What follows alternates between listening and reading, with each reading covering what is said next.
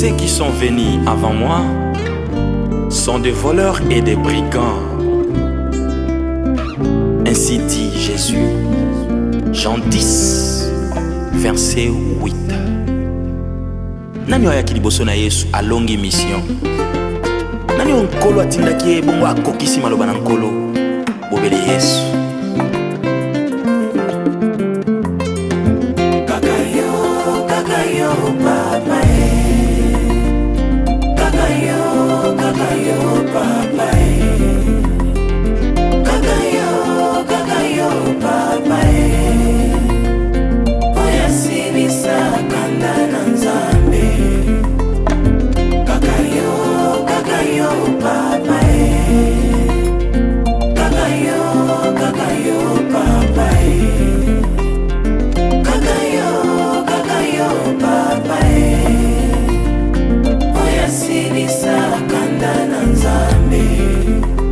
Alobaki na Mose, loba likolo ya libanga, kozanga kotosa Mose azwi nzete ya betie. Mayebimaki kolo na lola yokaki kanda ye. Alobi na Mose yokokota lisusu kana te. Kasi Yesu aye atosi maloba na Nzambe. Andimi ya nyoko mabeta mabonga na yo tobike. Ekota nzube na moto banyokoli mwana na mpate. Alongoli kanda ezalaki epa ya papa Yesu.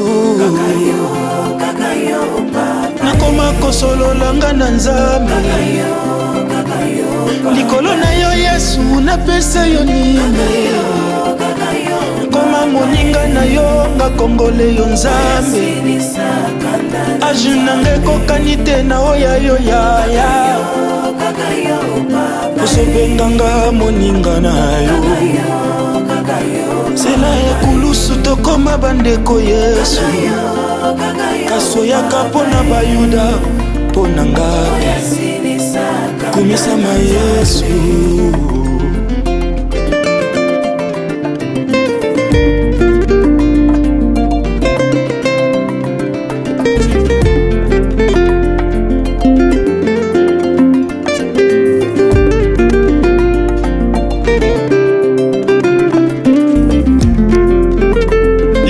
Ezalaki komona Nzambe ezalaki kofingama. Davidi ayaki atuni aluki entere na ye moko. Moto kobeta Goliate bakopesa ye nde nini ye. Mwasi pe bokonzi pembeni. Kasi Yesu atikaki lola. Andimi ya nyoko mabeta maponga na yo tobike. Afongola monoko te, papa posa nanga te. Kasi kokisa posa na yo, po ete bango babika. Yesu Kakayo, papa okomisanga biloba. Misala sala emonana bilembo etikala Yesu. Kumisama mona pati epo biboboe.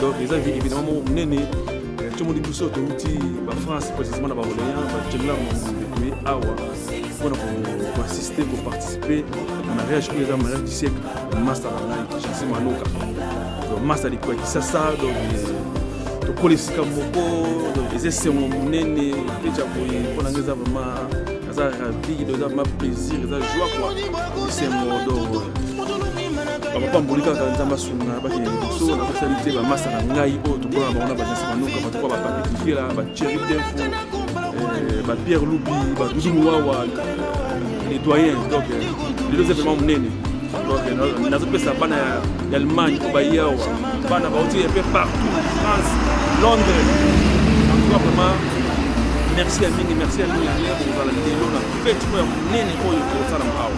Vraiment le kumbu, le ngonya ils ont na yebo yeme nzambe o asala kibiso. Donc fête le bien. Tanga mo jimla mangumbe na la fête wana donc rien à dire. Rien à dire. Pas de quoi, rien à dire. Donc merci. Tout dans la salle. C'est que nana mona mai to mela kinyeza la mobilité. Bana Liège vraiment ça pour ami comme on a vu nous na oyo ça la pona mwana mboka na bino mwana na bino ya na bino leki na bino merci banoka vraiment c'est certain la mingi balwa ta compte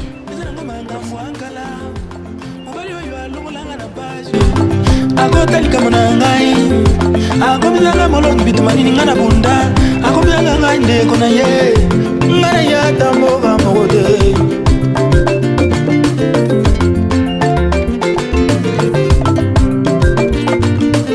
kumamana yo mosantu abato ya nzambe kumamanya yo nani akokani na yo na mokili nani abunda na yo alonge nani asala na yo likambo ebongo atikana na bomoye oza nzambe oyo asima likolo na nse yo nde mongeli na nyonso yaya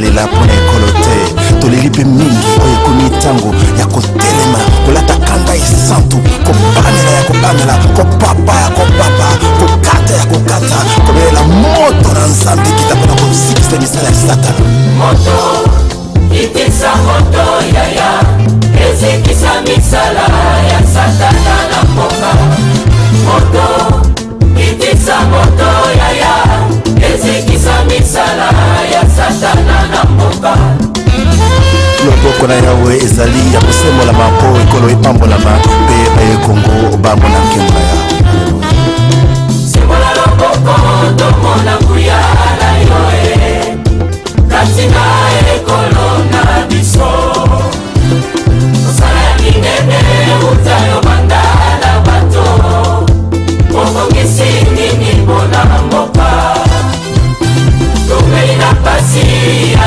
etan pour tout yaka tobandela elongo na yoe yaka mokonzi yaka tobandela motongo ekolo elongo na yo tala etuluku ya basomi ya kongo batelemi mpona koyamba lipambo likuta epai na yo sembola loboko na ekolo tolingi tomona embo na yo sembola loboko na ekolo tolingi tomona embo sembola loboko tomona nguya tobebisa misala ya satana na mboka makila mayesu mapetola ekolo mabebisa misala ya satana na mboka sembola loboko tomona nguya tobebisa misala ya satana na mboka makila mayesu mapetola ekolo mabebisa misala ya satana na mboka moto kitisa moto yaya ezikisa misala ya satana na mboka moto kitisa moto yaya ezikisa misala ya satana na mboka sembola loboko tomona elo tolingi komona elonga na yo na kombo na yesu toyembi elonga elonga elonga elonga elonga elonga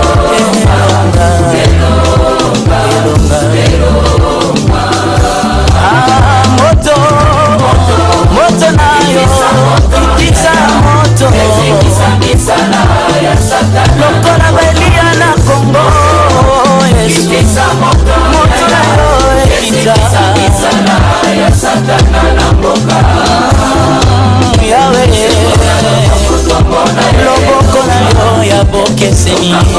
na kombo na Yesu elonga elonga elonga elonga elonga elonga na Yesu tobeleli moto kitisa moto na yo libosama profeta bala kongo toyeba konzonzambe sembola loboko mobali ya bonzambe tokambola mboka elongo na yo tokonfese elonga elongo na Yesu elonga elonga elonga elonga elonga kitisa moto na mboka ya Kongo tobeleli moto na mboka ya Kongo loboko mobali esala bokeseni tokambola mboka elongo na yo elongo na Yesu elonga eza elonga elonga elonga toyembi elonga na Yesu elongo na yo elonga ezali elonga elonga je le confesse elonga elonga elonga elonga elonga na yo elonga na yo yeto kolonga na Kongo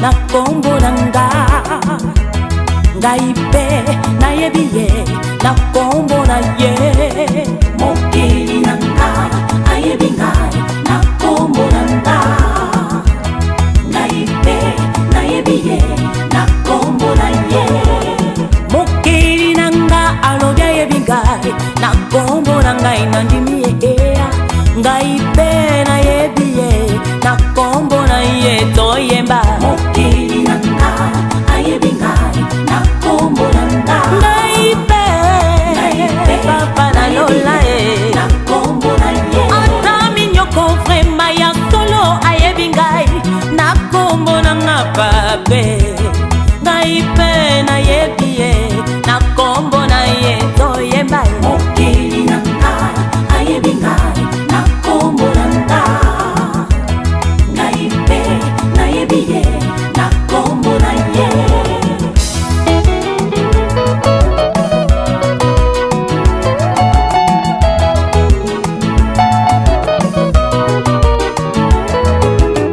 mokili nanga alobi ayebi ngai na kombo nanga na ndimi yeya ngai pe na yebi ye na kombo na ye pape mokili nanga ayebi ngai na kombo nanga ngai pe papa na bana ye na kombo na ye ata minyoko vrema ya solo ayebi ngai na kombo na ngai na ndimi yeya ngai pe na yebi ye na kombo na ye toyemba ye mokili nanga ayebi ngai na kombo nanga ngai pe na yebi ye na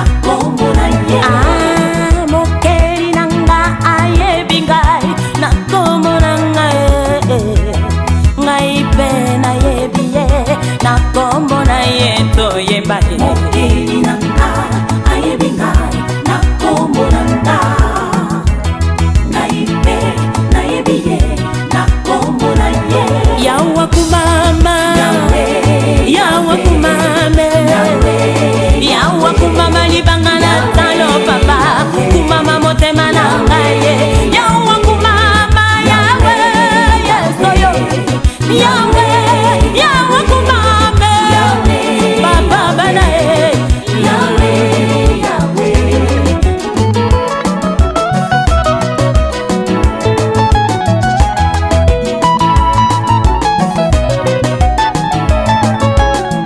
Papa langaye, yono ye bimotema, oyanga ipona yo. Papa yo ye bi papa si, ngai na mona pola yo. Hey papa oyanga yo, bato bakoye batego, yes pape.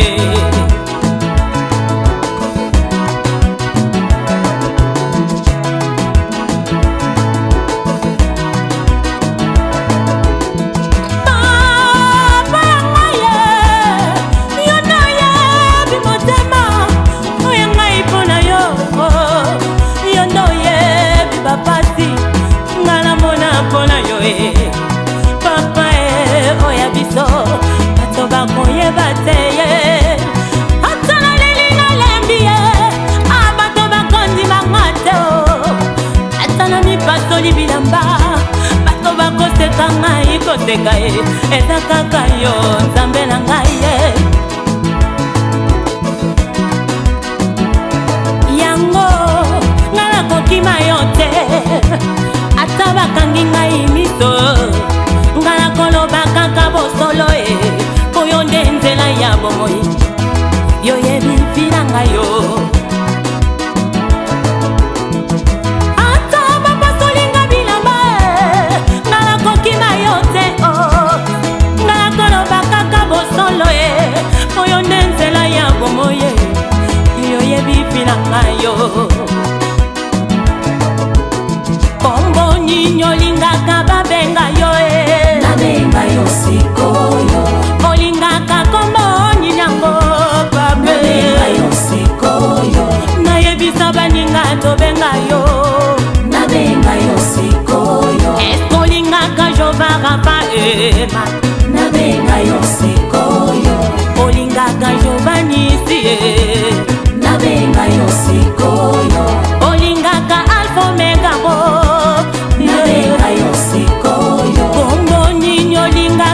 mingyo na yebisa baninga tobenga Yahweh kumame Yahweh kumama libanga na ngayo Yahweh kumama motema na ngayo Yahweh kumama makasi na ngayo Yahweh kumama elikia basante Yahweh Yahweh kumame Yahweh kumama papa labana Yahweh kumama motema na ngeza kopesa Yahweh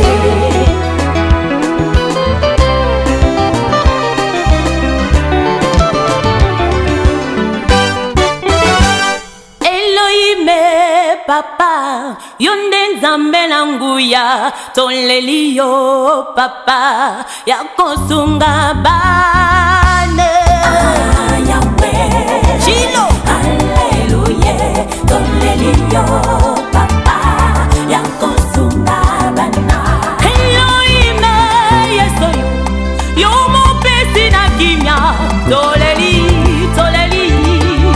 yeso lobi ninye papa na ngayo Hallelujah toleli yo papa ya kosunga bana Elohime yese yonde nzambe na bomoye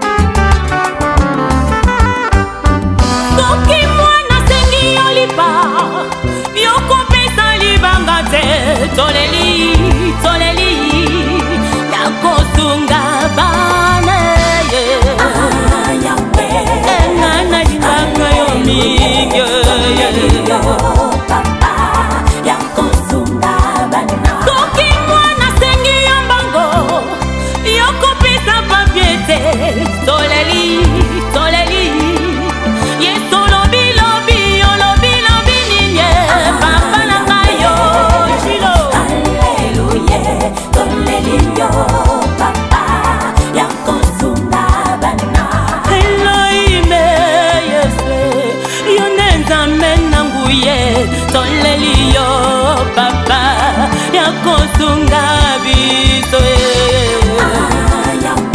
engana yembi na loyembo opapa na biso opapa na biso obabengaka ye Jova Jireh na lola oh Jova Nisi na lola oh Alpha Omega papa na ngayo Shilola oh Nzambe na ngayo na lola yulibanga na ngayo papa na bana yosoyo oh Yesu yokumama Nzambe na ngayo Yesu Masia papa okosengate elambe mali babe bibanga na ngayo mutemete kopeta ngayo Nzambe na ngayo mutemete kopeta ngayo Yesu kokinga motema na ngayo osengizela ne papa ofandina motema na ngayo osengizela ne papa odomine misango Nzambe na ngayo mutemete konengo ngayo Nzambe na ngayo mutemete kopeta papa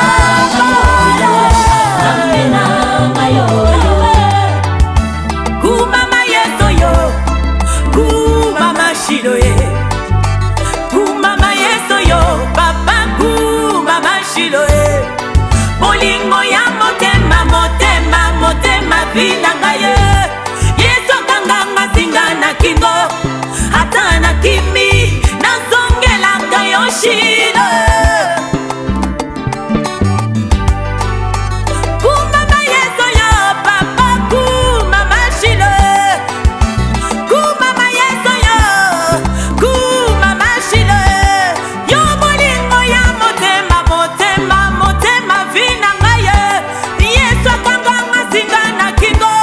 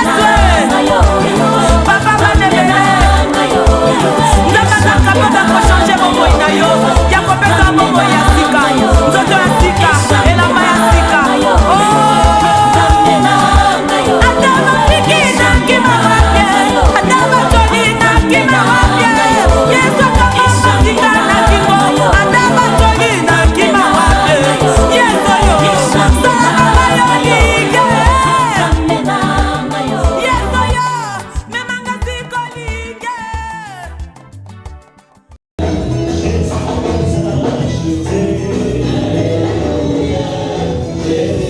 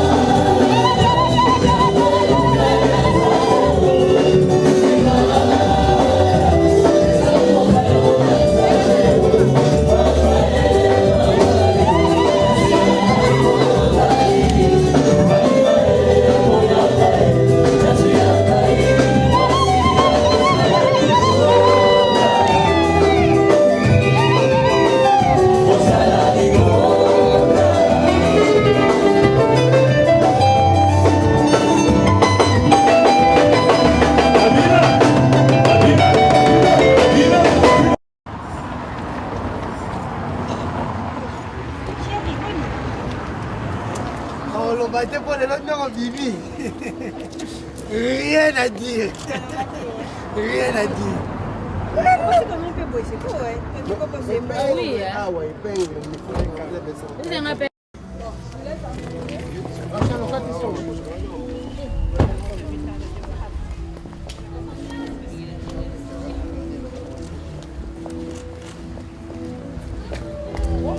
Charge spéciale. Ah ouais, elle a pris.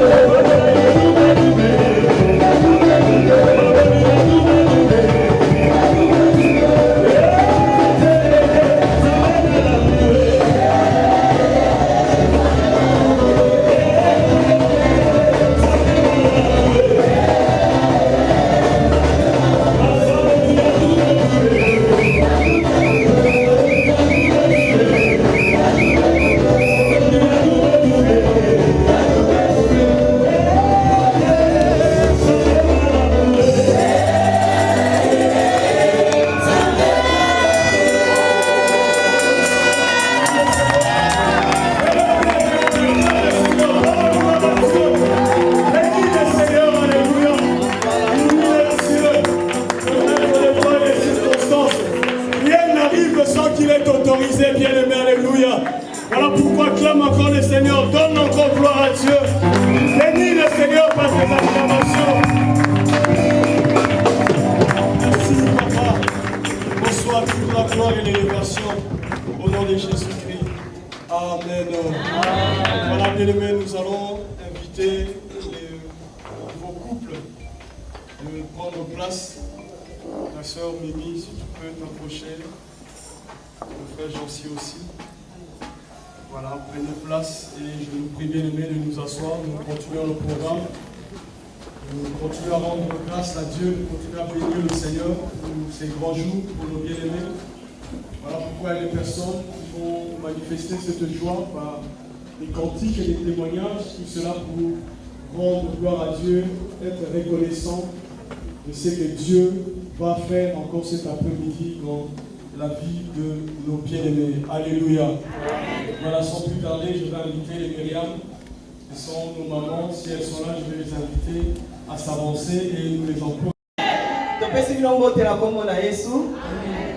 Tozoyemba mpona kopambola mabala nyamoko na lelo kozongisa nkembo epa na nzambe eza moko na biso ya bakado tozopesa epa na bango bamilian mpona kokumisa nzambe. Amen.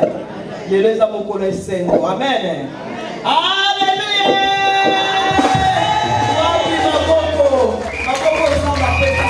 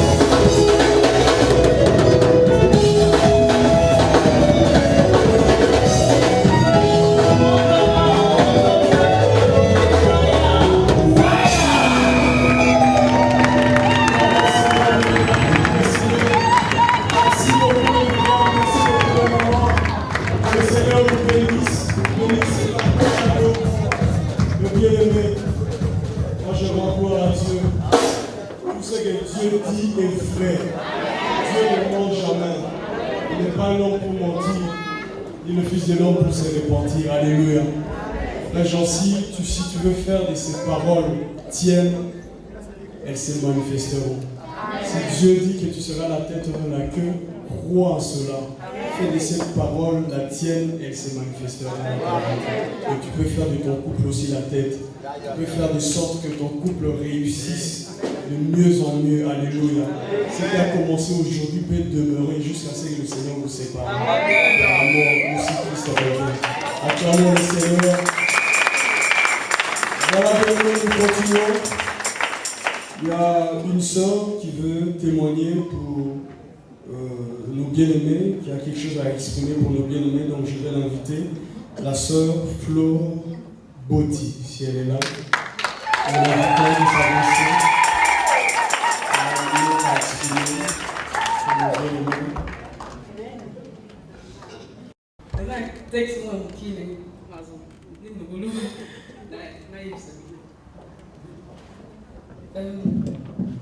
Papa Jean-Si Tanchimimi, j'ai la joie de vous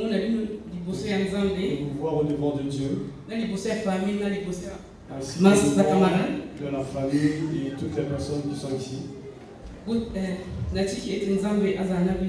Je veux que en tout cas le Seigneur soit avec vous, qu'il vous bénisse, qu'il rajoute encore beaucoup d'avantages dans vos vies. Afin que votre mariage perdure. J'aimerais que vous soyez unis pour que vous soyez bénis.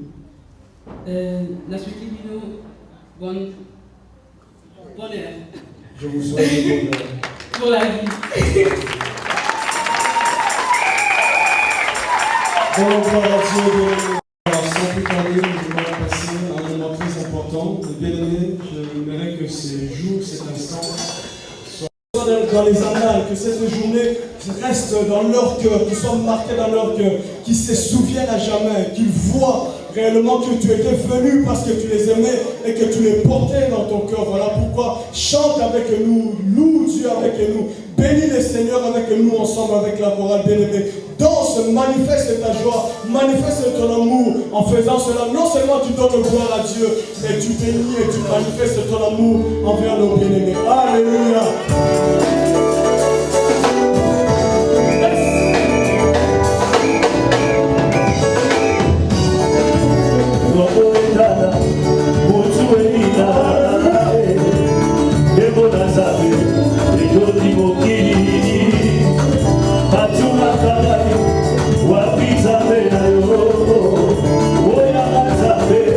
Baba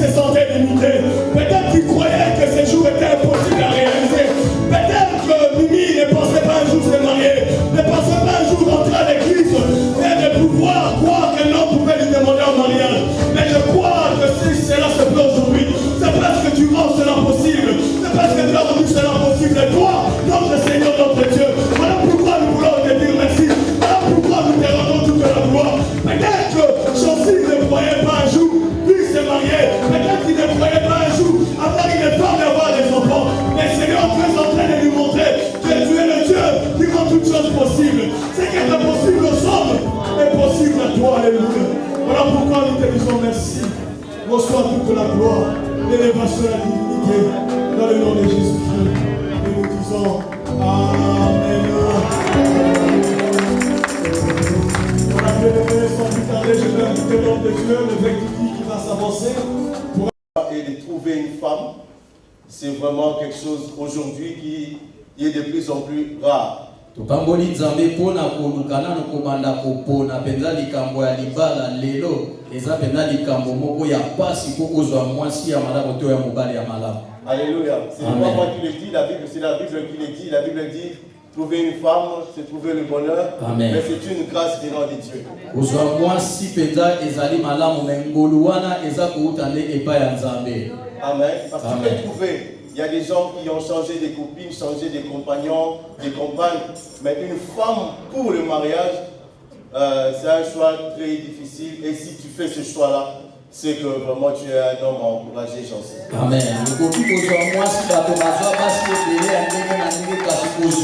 Mwasi oyo ya kotia ya libala penza ndeko ezali penza likambo ya motu ya nzamba pambola urgence. Parce que rien ne facilite aujourd'hui. Les hommes. Et l'autre moko teza kopekisa biso lelo mibali.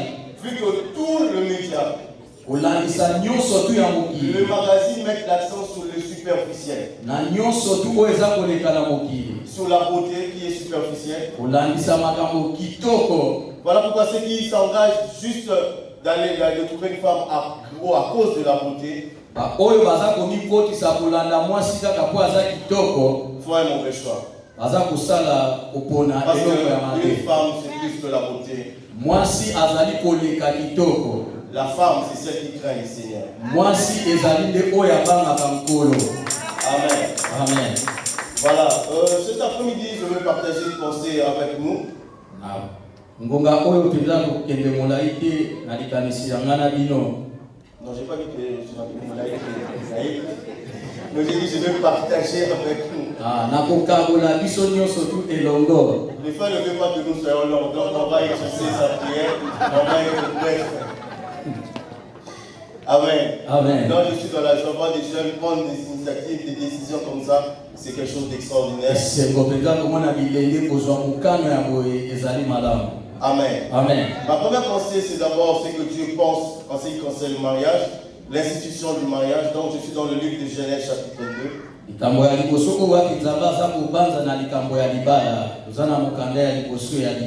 Je vais lire du verset 18 jusqu'au verset...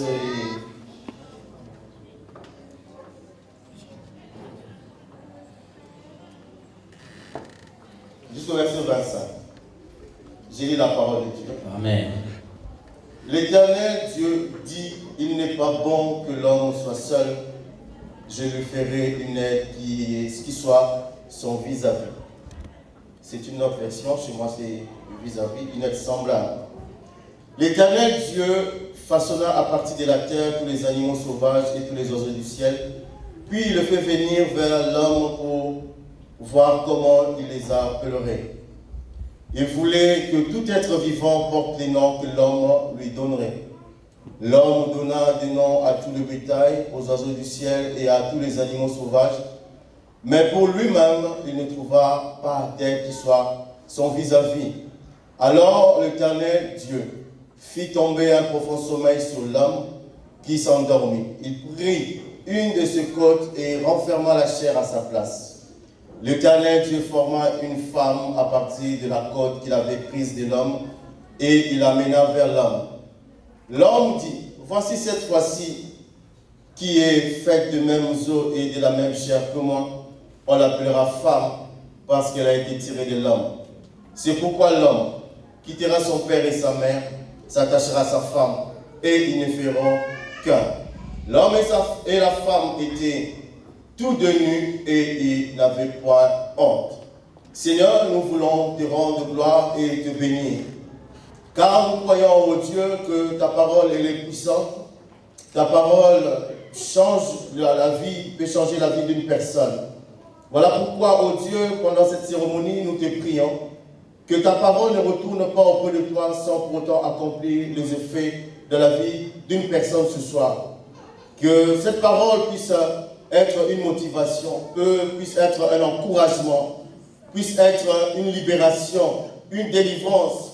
Peut-être il y a des personnes qui ont pris des décisions dans leur vie, qui ne se marieront jamais. Il y a d'autres qui ont été déçus. Il y a d'autres qui sont dans le mariage, mais qui ne voient pas le bonheur. Mais je te prie, Seigneur, car je vis dans la parole, tu as dit, les hommes étaient dans leur détresse. Ils ont prié à toi, ils t'ont demandé le secours. La Bible dit, tu as envoyé la parole. Voilà pourquoi je crois que la parole de ce soir va guérir, va libérer, va restaurer, va apporter la lumière dans la vie d'une personne. Seigneur, nous te bénissons. Je crois en l'action du Saint-Esprit. À toi seul la gloire. Ainsi nous avons prié au nom de Jésus. Amen. Amen. Voilà que le Seigneur, dans ce passage, Dieu a parlé par rapport au mariage. Cela nous pousse à comprendre premièrement que le mariage n'est pas une idée d'homme. Ce n'est pas à l'homme, c'est pas à Adam qui a pensé au mariage, mais c'est à Dieu qui a pensé à son bonheur.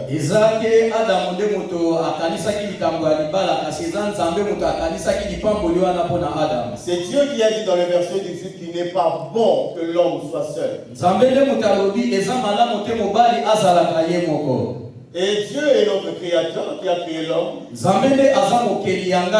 Et lui, il regarde, il trouve qu'il n'est pas bon que l'homme soit seul. Donc si Dieu le dit, c'est qu'il n'est pas bon que l'homme soit seul. Alléluia. Amen. Voilà pourquoi il a créé une aide semblable. C'est Dieu qui l'a institué. L'idée originale du mariage vient de Dieu. Malgré tout ce que les hommes peuvent nous dire aujourd'hui, malgré tout ce qu'on peut nous expliquer aujourd'hui, l'idée du mariage,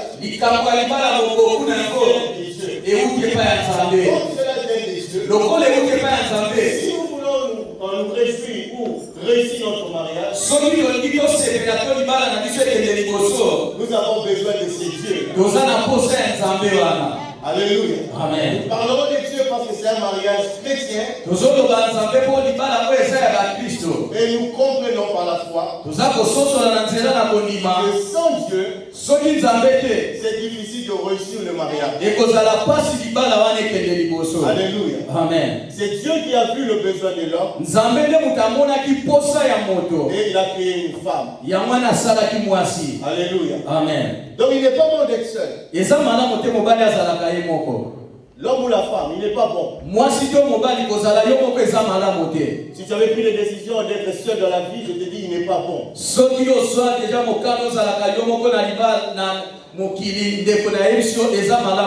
Alléluia. Amen. Et nous voyons que tout au long de ce passage, le Seigneur est en train de montrer comment le mariage doit être fait.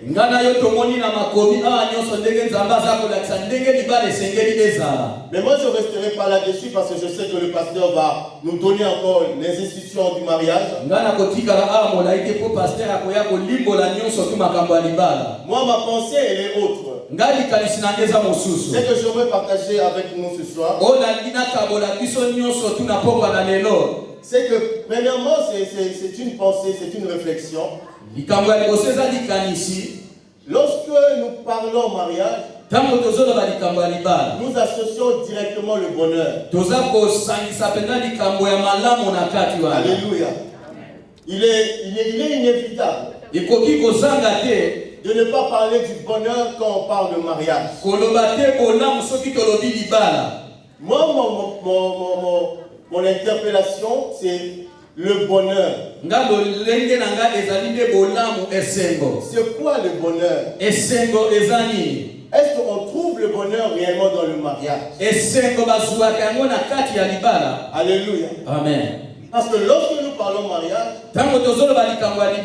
nous voyons bonheur. Et je crois aussi que c'est vrai. Ceux qui ont passé le cap des célibataires ou mariés,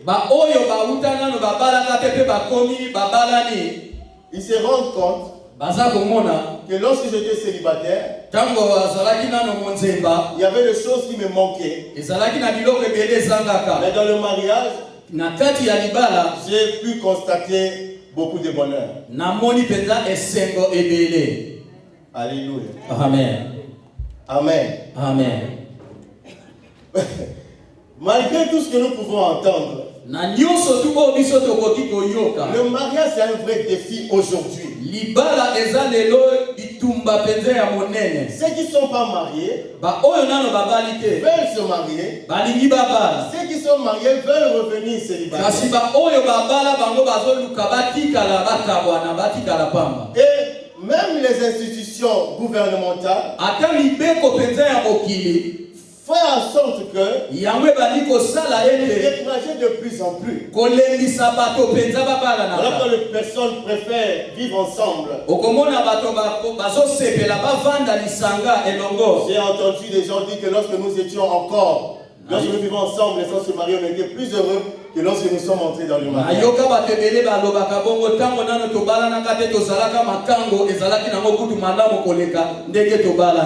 Je suis beaucoup de choses à la télé, à l'information. Le mariage est en train d'être mis dans toutes les sauces. Pourquoi? Parce que nous avons mal compris la pensée de Dieu. Si nous voulons trouver le bonheur dans le mariage, ce n'est pas compliqué. Le bonheur est possible. Le bonheur est réel dans le mariage. La difficulté, c'est notre manière d'aborder le bonheur. Jansi Mimi ne fera jamais ton bonheur. Jansi Mimi akosala esengo na wata mokolo moko te. Jansi fera jamais ton bonheur. Mimi Jansi pe akosala esengo na yo te. Les personnes qui entrent dans le mariage, disons ceci. Moi je veux épouser cet homme pour que je sois heureux. Et moi je dois épouser cette femme pour que je sois heureux. Bibliquement c'est une réflexion erronée. Personne ne peut me donner le bonheur. Alléluia. Amen. Parce que l'homme est compliqué. L'homme lui-même ne sait pas ce qui lui rend heureux. Comment toi tu peux rendre quelqu'un heureux si lui-même il ne sait même pas ce qui est important, quelque chose qui peut l'amener au bonheur? J'aime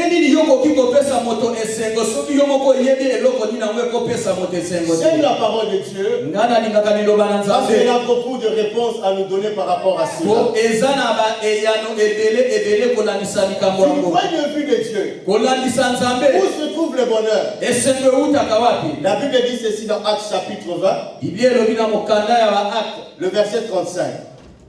Juste la dernière partie. La Bible dit ceci: je vous ai montré de toute manière que c'est en travaillant ainsi qu'il faut soutenir le faible et se rappeler les paroles du Seigneur qui a dit lui-même. Qu'est-ce que le Seigneur a dit? Il y a plus de bonheur à donner qu'à recevoir. Le couple tombe dans le malheur parce que la femme attend que l'homme puisse faire son bonheur. L'homme aussi attend que sa femme puisse faire son bonheur.